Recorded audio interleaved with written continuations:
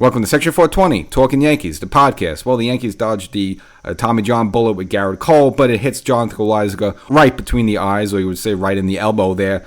Looks like a further diagnosis on his arm there, on the elbow. At least looks like there is a tear on the UCL, so it's going to need the infamous Tommy John surgery. So Kiss 2024 goodbye is going to be on the mend for the next 12 to 14 months, and perhaps maybe the last we've seen of him in a Yankee uniform. Again, he's in an arbitration deal going into free agency then, so perhaps we've seen the last of Jonathan Loáisiga, unfortunately.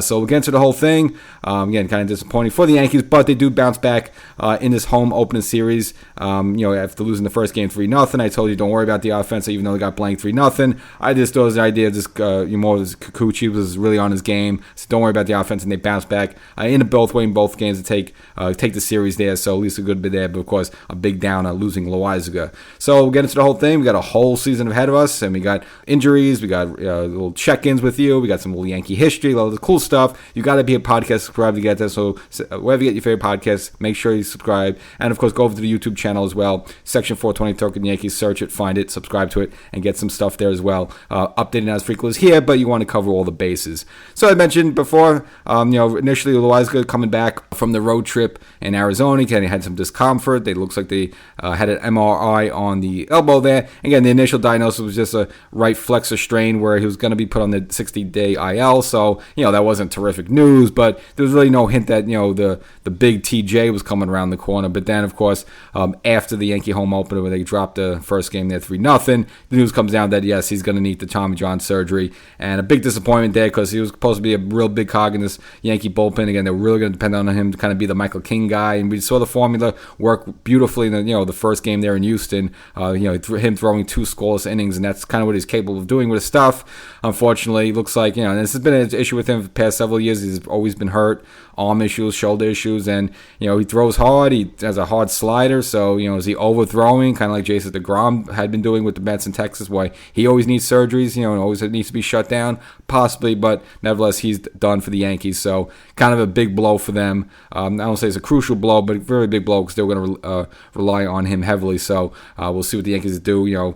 Obviously, right after that, they brought up Dennis Santana. Again, he was the former Met, kind of a minor league invite, and the first outing there for the Yankees in the home opening in the 3-0 loss, he was impressive there, and the Yankees actually used him to close the final game of the series finale here. So so far he's been impressive. Is his stuff up there with Loáisiga? No, but at least so far so good with Santana. And of course they also called up Jake Cousins. He's the pitcher I mentioned not too long ago, who they traded from the Chicago White Sox for cash considerations, and the Yankees cashing him already, bringing him up also to get the Yankees at least get the Yankees across the finishing line in the 5th inning to get the win in this series finale as well. So these two kind of Cashman's little bargain basement, little pitchers there already paying off early on in the season. So this good thing, Cashman has been stocking up, and you kind of see why, because these pitchers can go down at any time. Then after the first game, I kind of mentioned don't worry about the offense. Even though they kind of looked a little lifeless. I know Judge gave a ball a ride that went foul, and even Verdugo hit one there in the 9th. I think maybe thought it might go out. But other than that, the Yankee offense was kind of listless. I just thought it was just Kikuchi was on his game, his breaking stuff was good, and just, maybe the Yankees psyched themselves out a little bit. You get off to a great start of the season, you fly across country back home, and you got your home opening, you're all jacked up, and I don't know, maybe just psyched themselves out, or sometimes there's another pitcher just is on his A game, he's tippy cap. But I didn't think this is something like, oh, this is the same old Yankees from last year, stuff like that. I didn't think it was that situation, and the offense did respond back in both the wins for the Yankees to take the series, and with the second game there, it was Judge and Stanton get a couple of home runs in the first inning. The Yankees would actually go have a 6-0 lead in this game. Even Rizzo hitting his first home run of the season there, so it's just good to see the big three, Judge, Stanton, Rizzo getting some home runs. Now the Stanton one wasn't impressive. I mean, it was kind of one of the, it was an opposite field and kind of just barely went over the right field wall. It's kind of one of the old, 2009 Johnny Damon type of home runs. But at least it's good to see him get off the schneid there, because you even saw an article in the Post by Joel Sherman earlier today, just say, really showcasing Stanton and other aging players such as Juan Baez, Anthony Rendon, and of course Stanton. They're kind of being these players there, kind of in this mid-30s, and you still have a bunch of years left in the contract, and they do not look good at all. I don't know if Stanton read the article or not, and I was kind of get a little hesitant because he did not have a good start of the season at all. Again, and in spring training, just had that one game where he popped off with 3 home runs, but other than that, his bat's been dead. Not the case in this game, hitting the home run as well as getting 2 more hits. So good to see his bat come alive. It will come alive in a big way in the final game there. But this is a game that Clark Schmidt started. Now, he couldn't get the 5 innings there. Pitched decently enough. They needed kind of Luke Weaver to get the Yankees over the finish line in terms of the win, so he ended up getting the win there. Now, the Yankee bullpen, even though with the big lead, they get touched up a little bit. It was Victor Gonzalez and Ian Hamilton there. Didn't really exactly lock it down too great. Even Hamilton got smacked around. So he shouldn't have gotten to that point.